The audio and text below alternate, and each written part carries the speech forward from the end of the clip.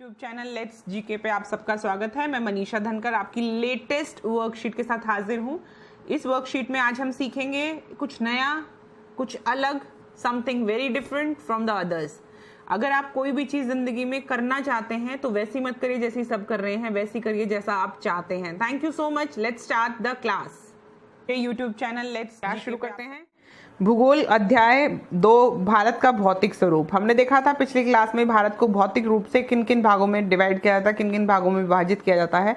पिछली बार हमने पढ़ा था हिमालय, पूरे हिमालय के बारे में पढ़ा था। हिमालय को 3 भागों में बांटा जाता है, हिमाद्री, हिमाचल और शिवालिक पहाड़ियाँ। और अगर वेस्ट से ईस्ट, पश्चिम से पूर्व की तरफ जाया जाए तो 4 तरह के हिमालय में बांटा जाता है, जिसमें है नेपाल, कुमाऊं और असम हिमालय। अब हम आते हैं भारत के भौतिक स्वरूप में उत्तरी मैदानों की तरफ। उत्तरी मैदान मतलब नॉर्दर्न प्लेन्स। उत्तरी मैदान किससे बना है, क्यों बना है, उत्तरी मैदान की क्या खासियत है और क्यों ये भारत में इतना इम्पॉर्टेंट है, भारत के लिए इतना ज़रूरी है। चलिए शुरू करते हैं। उत्तरी मैदान 3 नदियों के नेटवर्क से बना है, 3 नदी प्रणालियों से बना है। नदी प्रणाली का मतलब एक नदी नहीं होता, नदी प्रणाली का मतलब होता है एक नदी के साथ बहुत सारी नदियां बहती हुई आती हैं जो सहायक होती हैं, उसकी ट्राइब्यूटरीज होती हैं, उसमें आके मिलती हैं या फिर उससे बाहर निकलती हैं। ये होता है नदी का एक नेटवर्क। तो यहाँ पर जो उत्तरी भारत का मैदान है, उत्तरी मैदान जिसको हम कहते हैं, जो बहुत ही उपजाऊ है, बहुत ही फर्टाइल है, वो 3 नदियों के नेटवर्क से बना है, 3 नदी प्रणालियों से बना है। सबसे बड़ी है सिंधु नदी, जिसकी बहुत सारी सहायक नदियां हैं, रावी, झेलम, घाघरा, गंडक, ये सारी इसकी सहायक नदियां हैं। उसके बाद आता है गंगा, भागीरथी, यमुना, ये सब इसकी सहायक नदियां हैं। और उसके बाद आती है ब्रह्मपुत्र नदी, जिसको जो आती है चाइना से, जहां इसको सांगपो कहा जाता है, और जाकर ये बांग्लादेश में मिल चली जाती है बाद में, और बांग्लादेश से ही बंगाल की खाड़ी में गिरती है। तो ये तीनों नदियों का नेटवर्क, इन तीनों नदियों की प्रणाली जो है, ये हर साल नई मिट्टी लाती है और जो मैदान है भारत के उत्तरी मैदान, उनको एक उपजाऊ भूमि बनाती है और पूरे देश का पेट भरती है। यहाँ पर क्या लिखा है वो पढ़ लेते हैं। इसका निर्माण 3 प्रमुख नदी प्रणालियों सिंधु, गंगा, ब्रह्मपुत्र और उनकी सहायक नदियों के द्वारा लाई गई मिट्टी, जिसे जलोढ़ कहते हैं, ये जलोढ़ मिट्टी के निक्षेप से हुआ है, यानी उसके जमा होने से हुआ है। ये हमारा उत्तरी भारत का जो मैदान है, उत्तरी मैदान जिसको हम कहते हैं, ये 2400 किलोमीटर लंबा है और 240 से 320 किलोमीटर तक चौड़ा है। उर्वरता से भरपूर है क्योंकि यहाँ पर हर साल नई जलोढ़ मिट्टी आती है। कृषि योग्य समतल भूमि है, इसलिए ये बहुत आसान है यहाँ रहना, क्योंकि पहाड़ों में रहना बहुत मुश्किल है, आप जानते हैं। पानी की पर्याप्त उपलब्धता है, क्योंकि नदियाँ इतनी हैं तो ऑब्वियसली पानी की उपलब्धता पूरी है।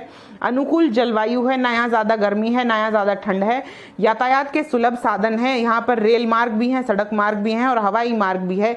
इसके कारण यह सघन जनसंख्या वाला भौगोलिक क्षेत्र बन जाता है। किसी भी जनसंख्या को रहने के लिए जो जो चीज़ें चाहिए, समतल भूमि, कृषि योग्य भूमि, पानी, अनुकूल जलवायु, यातायात के साधन, वो सारी चीज़ें यहाँ पर उपलब्ध हैं। इसलिए उत्तरी भारत एक सघन जनसंख्या वाला भौगोलिक क्षेत्र है। मोटे तौर पर जो हमारे उत्तरी भारत के प्लेन्स हैं, उत्तरी भारत के मैदान हैं, उनको 3 भागों में बांटा जाता है। पंजाब का मैदान, गंगा का मैदान और ब्रह्मपुत्र का मैदान। पंजाब का मैदान, उत्तरी मैदान का पश्चिमी भाग, कौन सा भाग है ये बताइए?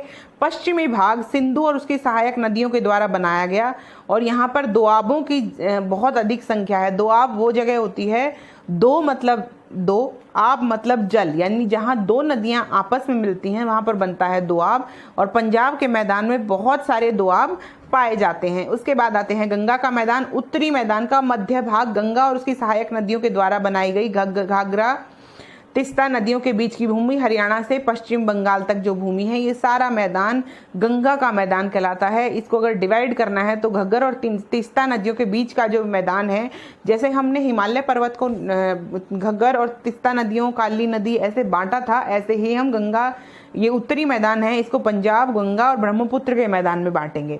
तीसरा आता है ब्रह्मपुत्र का मैदान। उत्तरी मैदान का पूर्वी भाग, यानी कि नॉर्थ ईस्ट वाला भाग, जो पूर्वोत्तर में फैला हुआ है, जहां ब्रह्मपुत्र और उसकी सहायक नदियों द्वारा बनाया जाता है। मुख्य रूप से ये है असम, मुख्य रूप से ये कहाँ पर है? असम में है, ये यहाँ पर असम तक। तो 3 तरीके का मैदान हो गया। एक बार देख लेते हैं इसका मैप में इसकी लोकेशन की फिजिकली ये कहाँ पर है।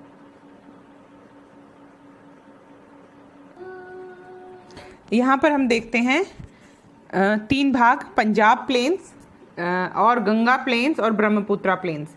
अब आपको बिल्कुल क्लियरली समझ में आ रहा होगा कि पंजाब वाले नॉर्दर्न प्लेन्स किस तरफ है, पंजाब वाले, फिर उसके बाद गंगा वाले और सबसे लास्ट में है ब्रह्मपुत्रा वाले प्लेन्स, ब्रह्मपुत्रा वाला मैदानी भाग। तो ये है जो नॉर्दर्न प्लेन्स हैं, उत्तरी मैदान है, उनका डिवीजन, उनका कैसे उनको अलग अलग किया जाता है इन तीनों पार्ट्स में। अब आई होप इस मैप से आपको ज्योग्राफिकल लोकेशन बिल्कुल क्लियर हो गई कि भौगोलिक स्थिति क्या है इन तीनों मैदानों की, जिसमें नॉर्दर्न प्लेन्स को डिवाइड किया जाता है। अब चलते हैं आगे,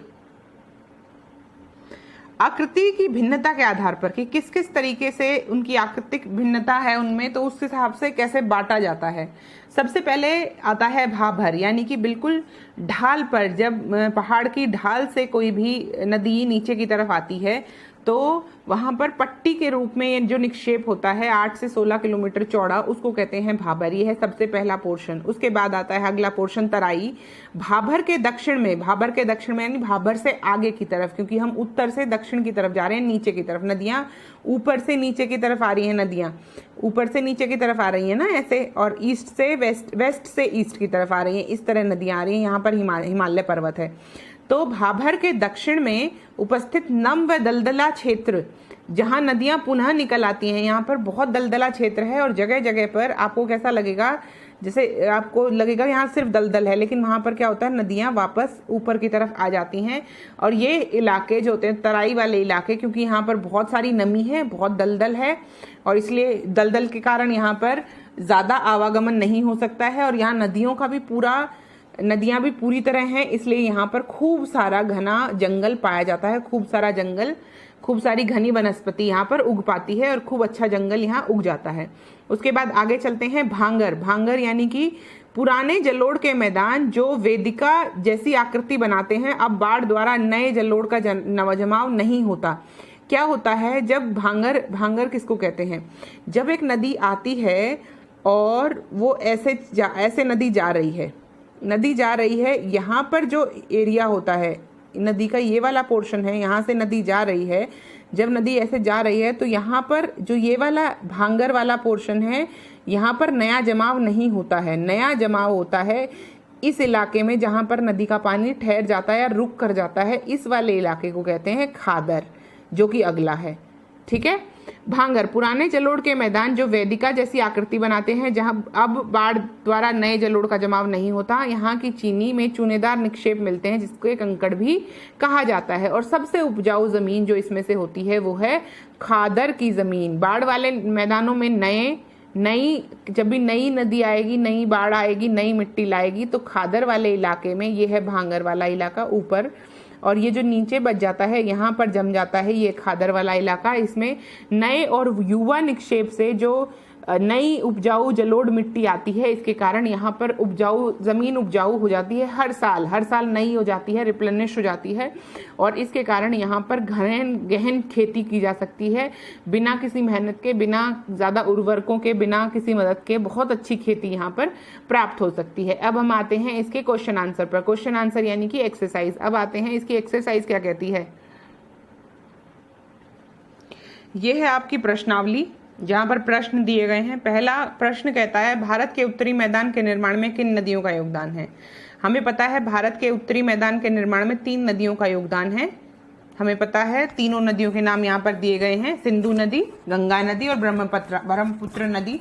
तीनों नदियां खुद और उनकी सहायक नदियां, यानी कि पूरा नदी प्रणाली जो है तीनों नदियों की, वो उत्तरी मैदान के निर्माण में योगदान देती है।